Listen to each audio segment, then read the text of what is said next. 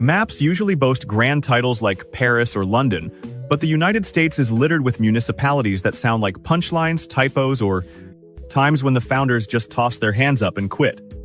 We are diving into 33 of the most bizarre and laughable tags on the American map, each hiding a history weirder than the label on the sign. Smash that like button, hit subscribe, and drop a comment telling us which corner of the globe you are viewing from. First up, we head to the Lone Star State for a spot that sounds like someone ringing a doorbell. Welcome to Ding Dong. You might think a prankster or a chime maker built it, but the reality is way more foolish. The founders were a pair of guys who founders often it. Shared the surname Belle. I'm not kidding. When they commissioned a sign for their shop, a local wit with a flair for dad jokes proposed, painting two actual bells with the caption, Ding Dong. It was meant to be a gag, but thanks to a mix of small-town humor and stubbornness, the label endured. Now, a whole community owes its handle to a cheap visual pun. Number 2 involves a village that traded its dignity for 15 minutes of fame. Back in 1950, Hot Springs, New Mexico was minding its own business, until radio host Ralph Edwards threw down a gauntlet. He promised to air his 10th anniversary special from the first municipality, brave enough to legally adopt the title of his quiz program. The show was called Truth or Consequences. Most places ignored the stunt, but Hot Springs spotted a goldmine. The locals hit the polls and voted to swap their sane moniker for a game show title. The massive PR gamble paid off handsomely. The broadcast happened, the town got famous, and the map was forever changed because an entire population shrugged and said, let's do it. Moving to number 3, sometimes a title starts out normal, but ages poorly. Look at Looneyville, Texas. When it popped up around 1870, nobody batted an eye. It was christened after John Looney, a totally standard guy. At the time, that word was just a family name like Miller or Baker. However, language evolved, and that term eventually became slang for unhinged or totally bonkers. Mr. Looney's respectable heritage turned into an accidental joke. A place meant to honor a founder now sounds like the headquarters for cartoon maniacs. It just goes to show that language changes can turn a dignified memorial into a gag for future eras. Number 4. Forget romantic titles about bubbling brooks. The folks who built Scratch Ankle, Alabama, were way too annoyed for poetry. Their chosen handle is a literal complaint about their environment. The region was infested with sharp vines and sticker bushes. Instead of nice grass, they dealt with a constant barrage of thorns tearing up their lower legs. Walking outside meant guaranteed injuries. So when they needed a name, they skipped the fancy stuff like Sunny Meadows and went with the one thing they all hated. Scratch Ankle isn't just a title, it is a landmark of eternal grumbling. Number 5 brings us to the spooky side of things. Booger Hole, West Virginia sounds gross, but it's not about nose debris. Back at the turn of the century, this secluded valley was the backdrop for a string of chilling homicides and missing person cases. Folks disappeared into thin air and corpses appeared with zero clues. Without police around, the terrified locals blamed a dark spirit, the booger or boogeyman, for haunting the ATA woods. The title served as a red flag spoken only in whispers. Eventually, fear drove everyone away, leaving Booger Hole as a grim testament that some odd labels come from nightmares rather than comedy. Number 6. Hell, Michigan has a few origin stories, but the funniest one wins. In the 1840s, farmers headed to the local mill to trade grain and, more crucially, drink whiskey. Whenever the wives wondered where their men vanished to, they would sigh and say, "He has gone to hell again." The label stuck. Another legend says a German tourist called it bright. But the angry spouse theory is infinitely more entertaining. Nowadays, the village leans into the gimmick, selling square inches of land to tourists and telling everyone to go to hell. They really know how to monetize a bad reputation. Number 7. Picture yourself as a tough miner in the frozen north. You strike gold and want to name your camp.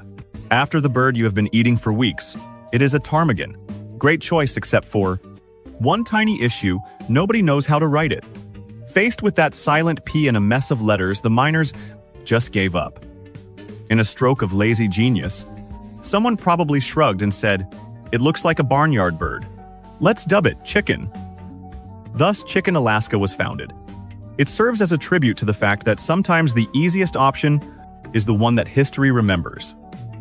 Number 8. Before search engines, how did you hack the system? Well, if your name was Curtis House Springer, you made up a word to ensure you were the last thing anyone read. In 1944, this radio, a flashy radio preacher and self-appointed medical guru, opened a wellness center out in the scorching Mojave. He wanted a handle that was punchy and impossible to ignore. So he cooked up the label ZZZX. Yes, that is mostly Z's. His game plan was hilariously petty. In every phone book, list, or atlas, his spot, ZZZX Mineral Springs, would appear at the very bottom. It was a troll move of the highest order. The word itself is absolute gibberish. Yet it worked like a charm, cementing itself as a roadside legend and proving that one man really, really wanted the final say in every conversation. Number 9. Okay, you might want to put earmuffs on the little ones for this bit. Or don't. It is way funnier if they hear it. Welcome to Slick Poo, Idaho. I know. It sounds like a digestive disaster after a dodgy burrito, but the actual history is shockingly tragic. The village was christened to honor Josiah Slickpoo, a Nez Perce leader who helped build the local mission. So, let me get this straight. A pillar of the community, a genuinely good dude, gets his name on a town, and his reward is becoming a toilet. Joke for the next 150 years. Fate really has a cruel sense of irony. In his native tongue, that name likely meant something fierce or beautiful. But once it hit English, poor Josiah. He earned a monument, but he ended up as a scatological punchline. Number 10. We have cities named after liberty and presidents. Then we have Hot Coffee, Mississippi, a place named with the same effort you use to name a throwaway folder on your desktop. The origin is delightfully lazy. In the 19th century, an innkeeper named L.J. Davis ran a road stop. His big selling point: he brewed a decent pot of Java. No artisanal beans, no foam art. He just made coffee. That was hot. And that was the entire pitch. When the locals needed a name for their hamlet, they skipped the brainstorming session. They didn't call it Davisville. They went with the only review that mattered. The beverage was hot. It is the most spectacularly literal no-nonsense label in the beverage. States. No marketing fluff, just a description of the liquid temperature. Number 11. This is a tale of how annoying the government can create weaponized Christmas spirit. Folks in a tiny Indiana village wanted to call their spot Santa Fe. Easy, right? Nope. The post office in all its bureaucratic glory said no, claiming the map was already full of Santa Fe's. The locals were stuck. Legend says they met up on Christmas, Eve annoyed and out of options. Maybe it was the holiday cheer or the spiked eggnog, but they decided to go big. If they couldn't be Santa Fe, they would name the place after the boss himself, Santa Claus. Just like that, the town became Christmas 365 days a year. All because a clerk rejected their first form. It is the ultimate hold my beverage move in municipal history, causing a permanent headache for parents who have to explain why the GPS says they are driving to Santa Claus, Indiana in the blistering heat of July. Number 12. The Great Depression forced everyone to hustle, but one Florida village didn't just survive. They got a name out of a grocery run. The story claims 2 local farm kids made a daily pilgrimage to the general store. They didn't have cash. They had poultry produce. They would trade 2 eggs for a sack of sugar. This wasn't a one-off event. It was their daily grind. The swap became so legendary that locals just started calling the spot 2 Egg. That is it. A. Municipality named after the barter system of 2 children with a sugar craving. It wasn't built on oil or diamonds. It was built on a fair swap for baking. Ingredients. It is hands down the most financially modest and oddly specific origin story you will ever find. Number 13. If you have ever sat in a meeting that should have been an email, you are the spiritual founder of Why. Not North Carolina. The residents had been bickering for hours about what to christen their new community. Every idea was vetoed. The vibe was toxic. Finally, one guy, having reached the absolute limit of his patience, stood up and yelled, Why not name the town Why Not so we can go home? He wasn't trying to be clever. He was begging for mercy. To his shock, the room just shrugged and said, "Sure." And so the town was named after the verbal equivalent of giving up. Why Not isn't just a location. It is a tribute to apathy and that beautiful second when everyone decides to just quit trying. Number 14. Some names come from heritage, some from terrain, and some are a dad joke so potent it warped onto the atlas. I give you the town of George in the state of Washington. Get it, George Washington? This wasn't a mistake. This was a premeditated act of comedic genius. The founders looked at the state name and decided to complete the set. They grabbed the chance with both hands. They committed to the bit so hard it is genuinely impressive. This isn't a town. It is a living pun. It is the sort Olive Groner. Your uncle cracks at dinner, but this one has a mayor and tax codes. You have to salute the sheer dedication to the gag. Every citizen there lives inside a setup and a punchline. Honestly, that is a commitment to comedy we should all respect. Number 15. In the late 1890s, prospectors in Kansas hit a massive natural gas reserve, promising to make folks filthy rich. A boomtown popped up instantly, swarming with dreamers. They needed a title, and they needed it yesterday. So the town elders huddled up, used all their brainpower, and came up with gas. Just gas. It is like finding a diamond mine and naming the place Shiny Rock. They found a pocket of flammable vapor and decided that was the entire brand identity. The marketing team clearly took the day off. The brainstorming session took exactly 3 seconds. The discovery? Gas. Okay, the town is now named Gas. Who wants lunch? It is so direct, so completely lacking in poetry or artistic flair that it loops right back around to being genius. Welcome to Gas, Kansas. We hope your stay is explosive. 16. Usually when you are trying to lure unsuspecting victims to your settlement, you want to accentuate the positive. The fresh breezes, the lovely neighbors, the rich soil. But the masterminds behind Fleetown, Ohio went with a bold new strategy, brutal, stomach-churning honesty. The village took its handle from its premier public hotspot, a pub that was apparently so thoroughly biblically crawling with bugs that it became the region's single defining characteristic. Never mind the booze or the friendship. This joint was famous for a plague of parasitic bloodsuckers. Christening your home Fleetown is the 19th century version of launching a luxury bistro and naming it the Salmonella Grill. It is a level of marketing suicide so deep it borders on performance art. You weren't just visiting Fleetown. You were bringing a piece of it, a very itchy piece, back to your house. 17. Some locations have names that are a bit deceptive. And then you have Boring, Oregon, a moniker that feels like a direct attack on your sense of adventure, only to unveil the dullest reality possible. You spot it on the map and think, finally, truth in advertising. You figure the highlight of the trip is watching a wall dry. But the punchline is that it isn't named for the crushing weight of monotony. It is named after a dude, a literal human named William H. Boring. Yep, a fellow surnamed Boring started a village. Fiction can't compete with this. Reality just drops it in your lap. The kicker. The town leaned into its destiny, joining forces with dull Scotland and bland Australia. They actually found their soulmates.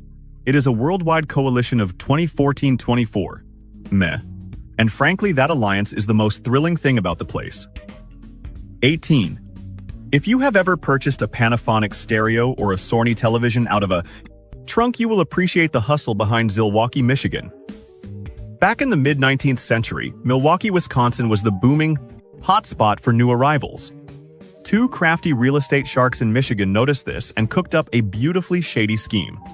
They established a settlement and slapped a label on it that sounded just close enough to fool the ear. They dubbed it Zilwaukee. The whole village was essentially a 19th century fishing attack. Picture exhausted German immigrants stepping off the locomotive, gazing at vacant dirt patches and going, "Hold on a second. This does not look like the beer-soaked utopia we were sold. This is the dollar store version of Milwaukee. It is a municipality built on a misspelling engineered to exploit the geographically confused." 19. Hearing the name Frankenstein, Missouri probably conjures images of Gothic castles, lightning strikes, and mobs with torches. You anticipate the town council leader to be a 7-foot monster with bolts in his neck. However, the truth is delightfully boring. The place was named in the 1890s after a guy called Gottfried Franken, who gifted land for the local church. That is it. A nice fellow named Franken did a good deed. But because a certain British novelist wrote a monster story, his perfectly standard German family name is now permanently linked to reanimated flesh. Picture growing up there. Where do you hail from? Frankenstein. Whoa. Is your father a mad scientist? No, he is a CPA, and he is severely bummed out by your ignorance of local history. 20. We name tons of spots after wars, but only one, as far as I know, commemorates a skirmish involving breakfast ingredients. Say hello to Egg Harbor, Wisconsin. Legend has it that in 1825, a convoy of fur traders anchored in a quiet cove. The crew was restless, tempers were flaring, and they had way too many eggs. What ensued was a total naval food fight. Guys in canoes began lobbing hand grenades at each other, transforming the peaceful waters into a chaotic, yolk-covered battlefield. It was the display of pure, unfiltered, professional childishness. When the final shell was tossed and the mess settled, they chose to honor the glorious, protein-packed battle by dubbing the spot Egg Harbor. It remains a historic warning: never underestimate the destructive potential of bored men with access to a chicken coop. 21. Slaughter Beach, Delaware sounds like the backdrop for a B-grade slasher film, and frankly, its history does not make it less creepy. There are two theories. The first, boring option, claims it honors a local postmaster from the 18th century, a fellow named William Slaughter. Fine, that is one possibility. But the second, infinitely more hardcore theory is that the beach was named for the massive amount of horseshoe crabs that wash up annually to breed, leaving piles of dead shells on the sand. So the title is either a nod to a civil servant or a PG-rated label for a gigantic yearly new crustacean massacre. In any case, it is not exactly a brand that yells wholesome family getaway. It is more of a keep your boots laced tight sort of destination. 22. Some geographical names are riddles wrapped in mysteries. Mosquitoville, Vermont is not one of them. There is no confusion here. They could have gone with Evergreen Valley or Mountain Rest, but the founders opted for aggressive, brutal realism. The site was built in a swampy bog, which is essentially a 5-star luxury hotel for biting insects. The air wasn't just occupied by them. The mosquitoes constituted the atmosphere. They were the apex predators.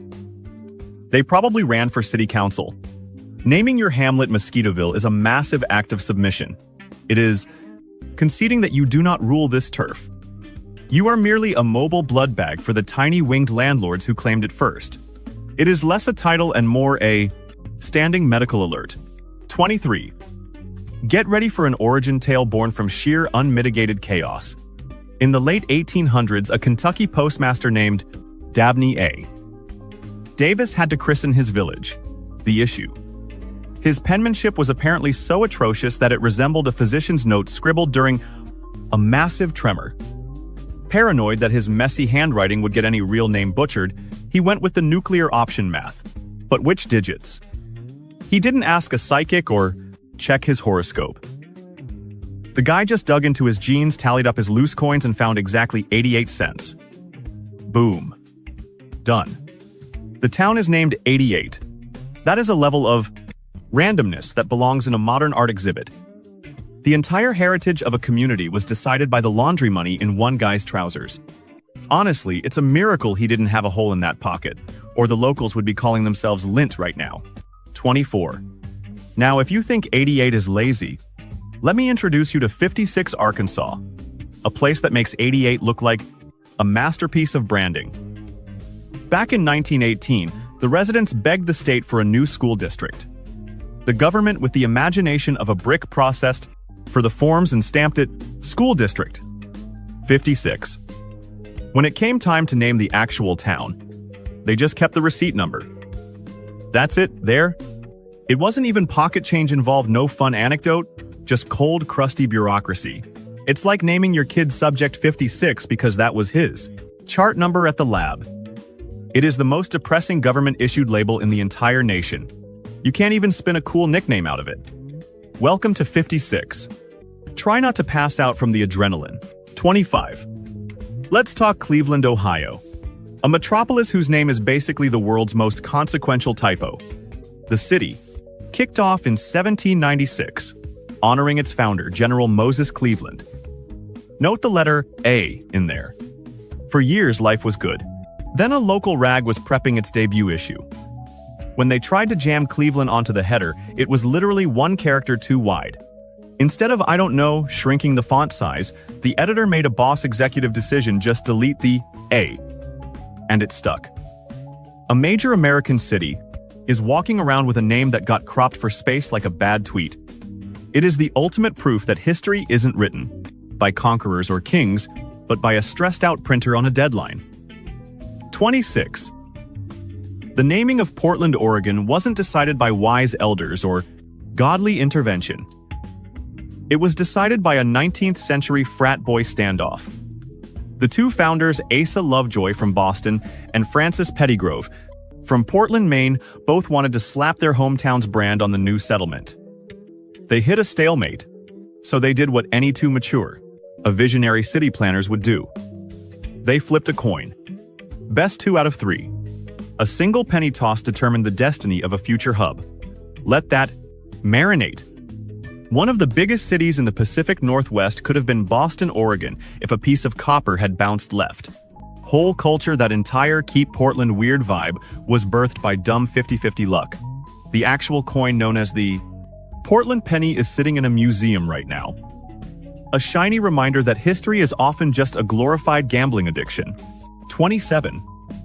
When you spot a town called Embarrass, Minnesota, you kinda want to give it a hug. It sounds like a place where everyone walks around, blushing and apologizing for breathing.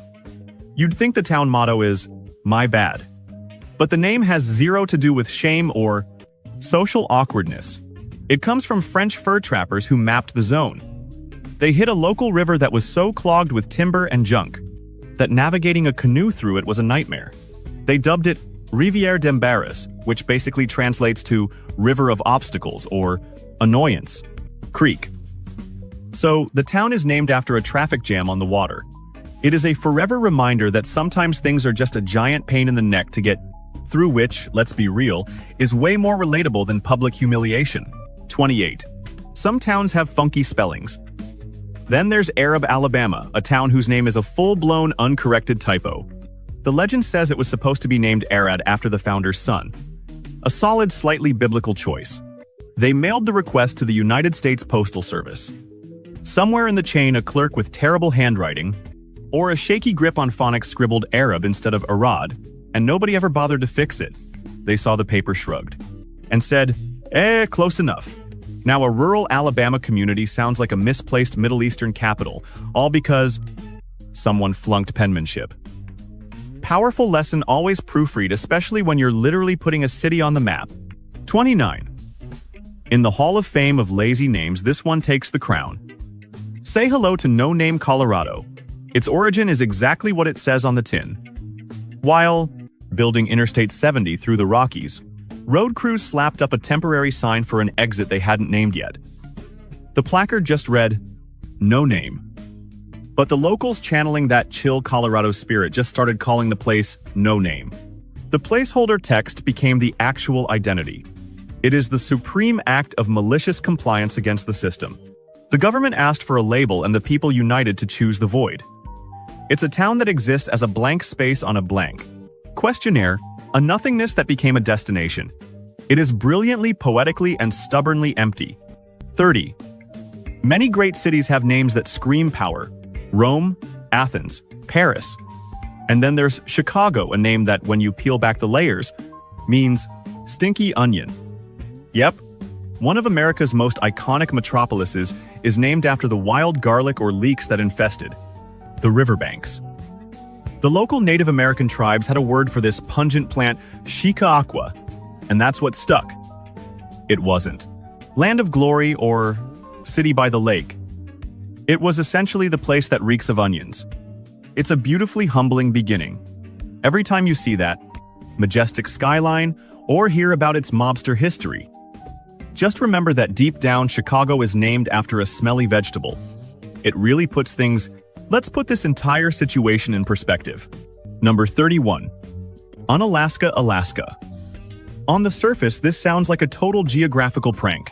It sounds like a town suffering from a serious identity crisis or a spot founded by folks who were absolutely gutted to discover they were actually in Alaska. Is this Alaska? Nope, it is Unalaska. Unfortunately, yes, it is definitely in Alaska. But the truth is way less dramatic. The double label is just the anglicized butchering of the native Aleut word Unalashka, which basically translates to the mainland or land near the peninsula. It is a perfectly sound description. But once you run it through the English language filter, it turns into a paradoxical philosophical riddle. It is Unalaska, yet it is located inside Alaska. It is a name that forces a double take, even though the original guys just wanted to say, hey, we are right here next to that giant, jagged piece of land. Number 32. We usually think of Los Angeles as just L. A short and punchy tag for a massive city, but its full original Spanish title is an absolute monster. Brace yourself for this one. El pueblo de Nuestra Señora la Reina de los Ángeles del Río Porciúncula. That translates to the town of Our Lady, the Queen of the Angels of the Porciúncula River. That is not a name. That is an entire paragraph. It is so long you would need a panoramic camera lens just to squeeze it onto a welcome sign. It is the kind of title clearly chosen by a committee that could not agree on which cool detail to cut out. Should we list the Queen, the Angels, the River? Let's just keep all of it. Thank goodness they shortened it. Otherwise, scribbling your return address would be a full-time 40-hour job. Number 33. And finally, we touch down on Mars. Not the planet, but the tiny borough of Mars, Pennsylvania. You might assume the founders were ambitious astronomers or wide-eyed sci-fi nerds dreaming of the stars. But the hilarious down-to-earth truth is that the town was named after a local farmer and stamp guy named Samuel Marshall. The name Marshall was literally too big for the town's rubber stamp, so they hacked it down to Mars. That is it. A town got an EFRI, interplanetary name because of office supply limitations. But here's where it gets awesome. The town did not just shrug at this coincidence. They leaned into it with the force of a Saturn V rocket. They went all in on the theme. They host a festival called Mars Exploration Days. Their high school teams are the Fighting Planets. And smack in the middle of town, there is a giant silver flying saucer statue. It is the gold standard for a community that was handed a random goofy name and decided to have the absolute most fun with it. So yeah, the American map isn't just geography. It is a comedy archive, from typos to taverns full of fleas. Every label tells a story about the people who made it up. But here is the real question. If your own town had to be renamed today based on its most awkward or embarrassing trait, what would it be called? Drop your answers in the comments below. And if you enjoyed this road trip through America's weirdest names, smash that like and subscribe button so we can keep this madness going. Thanks for watching, and I will see you again.